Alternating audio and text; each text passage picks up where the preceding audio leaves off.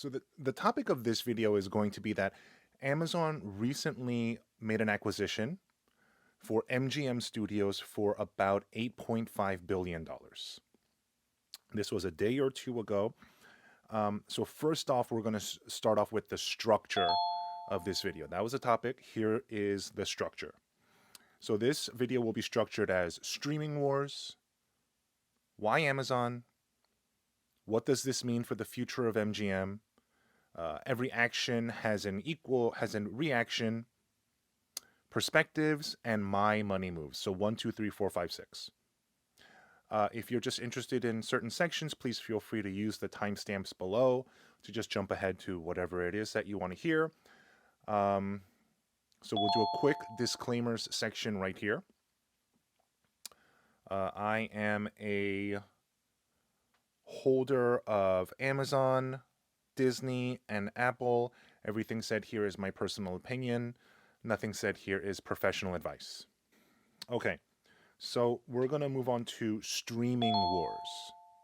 Okay, so when I think of streaming, I think of Netflix, Disney Plus, and HBO Max. I very rarely ever think of Amazon Prime Video. In my household, we are Amazon Prime users. Even then, we rarely ever use their streaming service. So top of mind for me is Netflix, Disney Plus, and HBO Max.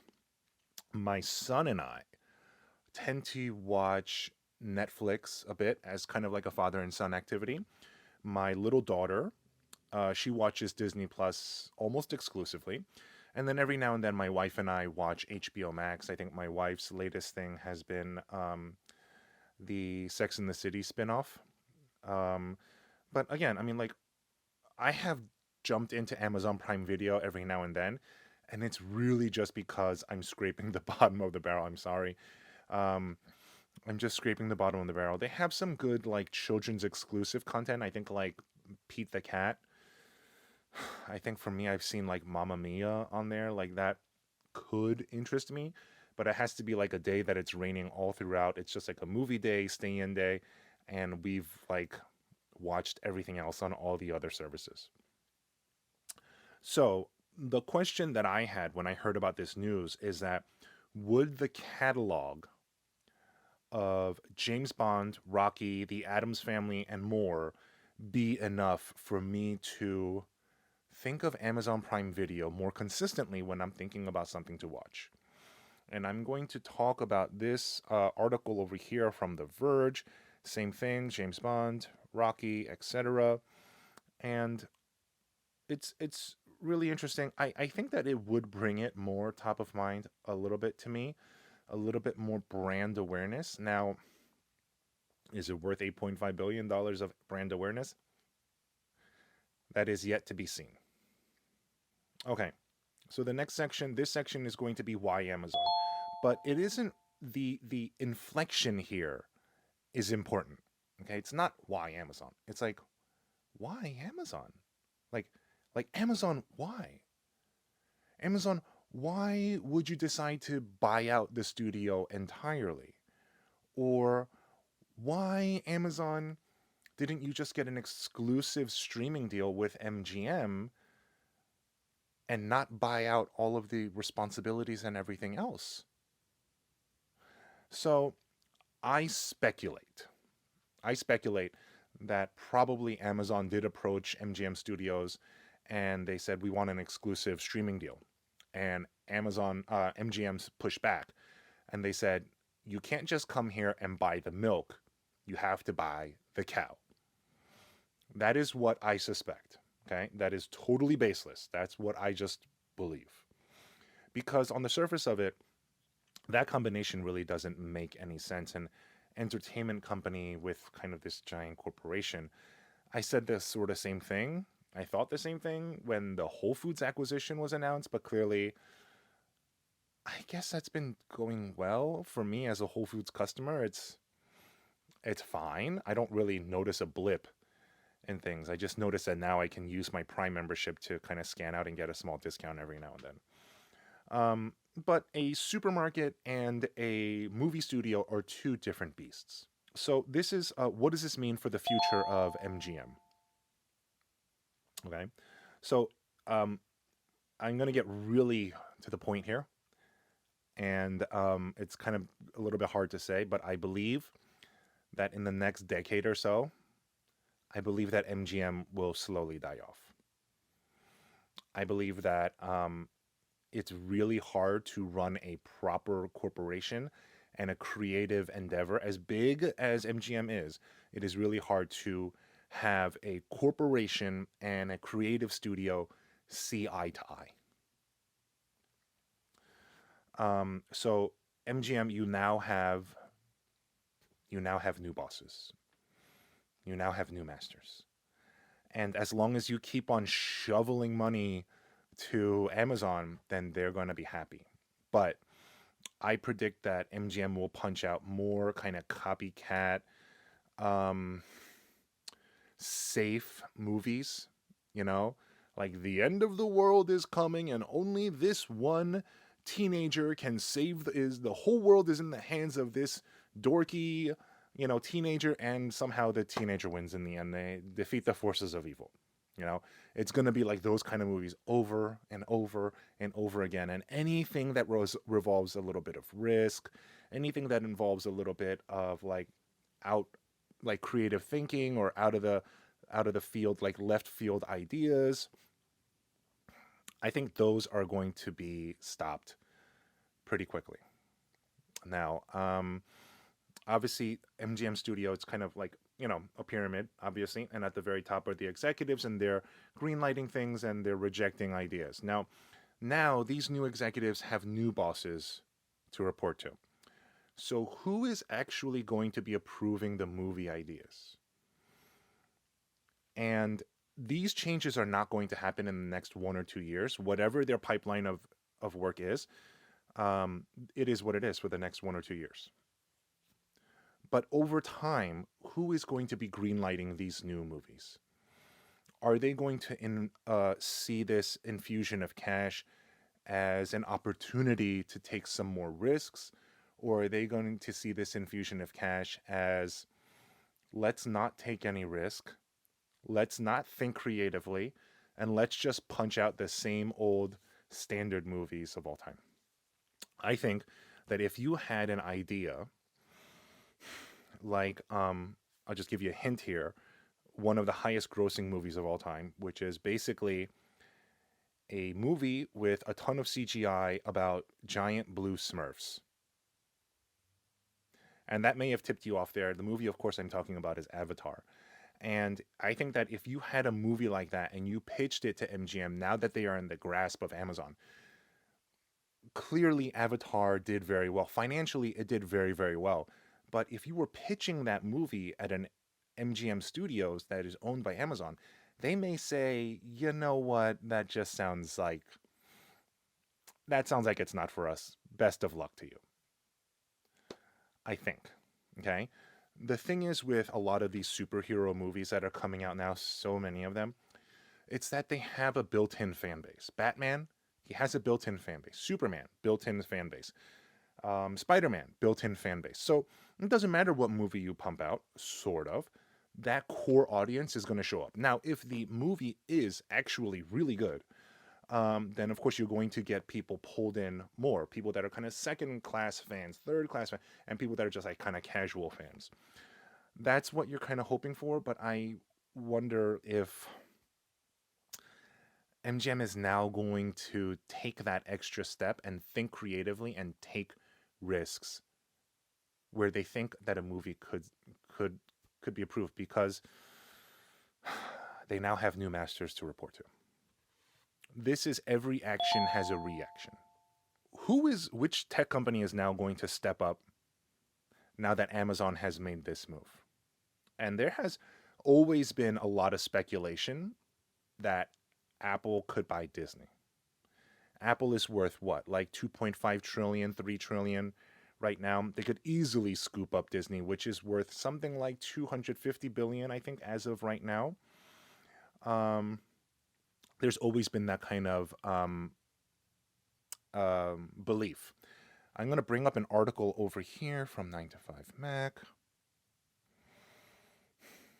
And again, Steve Jobs and Bob Iger, they were kind of colleagues at one point. They knew each other pretty well. And obviously, Steve Jobs from his Pixar days, and he sold it off to Bob Iger, and they had a relationship. And now you have Apple that has its own streaming service, is sitting on a war chest of cash, and they may buy out Disney Plus, just the streaming service, or they may buy out Disney entirely. It is possible. Okay, so this is the perspectives section.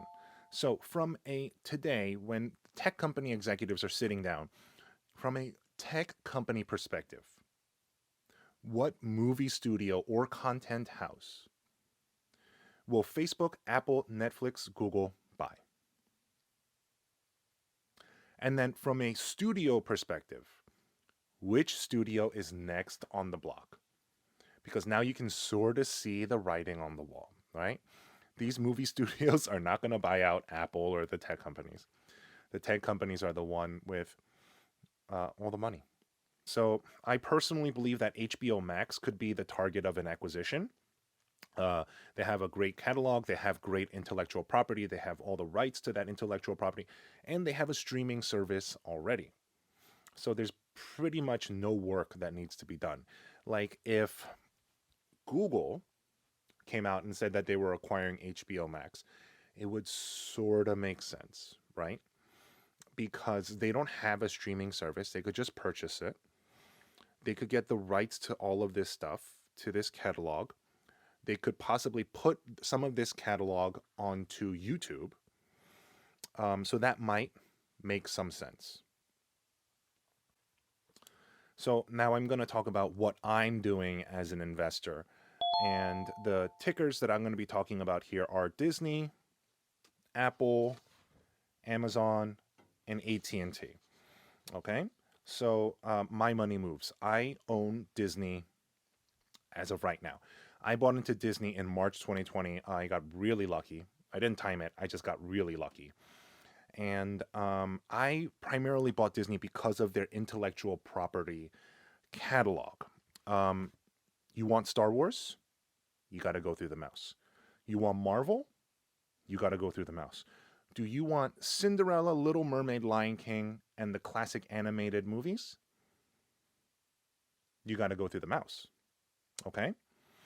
And those brands, they are so ridiculously strong. I would say that the Disney brand and their content is so much stronger than anything else that's out on the market right now in terms of content. So, and also the brand cachet. Disney as a brand is seen so positively. There are even adults that go to Disneyland, like no kids, like they just go and they have a great time. And I don't think that other movie studios, I mean, the only other competitor to that might be Universal Studios. I don't really see a lot of adults going to Universal Studios, just simply like without kids or anything like that. I don't see that.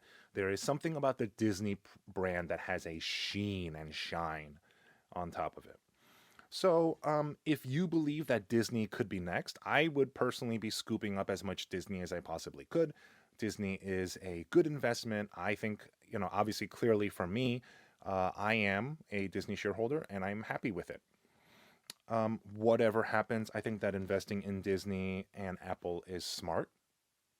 Okay. Just in general, something else that could happen would be that Amazon could try to gobble up another studio. They could try to strike another exclusive streaming deal. They might not, going back to that analogy before, not be able to buy the whole cow, but they might be able to get the milk. It seems like to me that the CEO of Amazon, Andy Jassy, he is really willing to put everything at his fingertips to work. And I wouldn't say that it's coming across as overly aggressive. I think that he is running a great business and he's trying to accumulate as many assets as possible. Okay? So I think that Andy Jassy seems to be doing a great job. and he's doing what a CEO should be doing, which is looking for growth opportunities. Um, I speculate that HBO Max could be next. HBO Max is owned by AT&T, so if you feel the same way, then maybe I would be scooping up more AT&T. AT&T is also a great dividend stock. They pay out what, like 9%? So that might be something to consider. What does this say about the future of streaming? It is going to be challenging. It's going to be very interesting. This is going to be very interesting. Creating content takes time. Even these kind of simple YouTube videos for me, it takes a significant amount of time. The ones that involve a lot of editing and everything else, it takes about a week to go from pre-production, production to post-production. And then when you start talking about like movies and things like that, you know, you hear about like Game of Thrones that was in production for like what, 2 years, and it had a budget of like $55 million. These are just numbers I'm pulling out of thin air. Like $55 million, and you have staff, and you have actors, and you have catering, and you have all this stuff. It costs money, and then you dump all this money into a show, and you just don't know if it's gonna take off or not. The movie studios take a gigantic risk, but then the thing is, it's like it's one and it's done, right? You make Jaws, you film Jaws once, and then you distribute it, and then it literally invents the word blockbuster. So that's one of the great things about creating content is like you just don't know when you're gonna have a hit, but when you have a hit, it's a hit. Like you don't have to touch it again anymore, and the royalties just keep on streaming in. Sorry. Um, with tech, you kind of need to kind of always be thinking about what's next. What is going to be the next iPhone? What is going to be the next MacBook Pro? What is going to be the next device that we're going to sell? So this is kind of like a way for a company to make passive income, I guess. Okay, so that is going to wrap it up here. Thank you so much for watching. Again, not professional advice. And I will see you in the next one. Bye bye.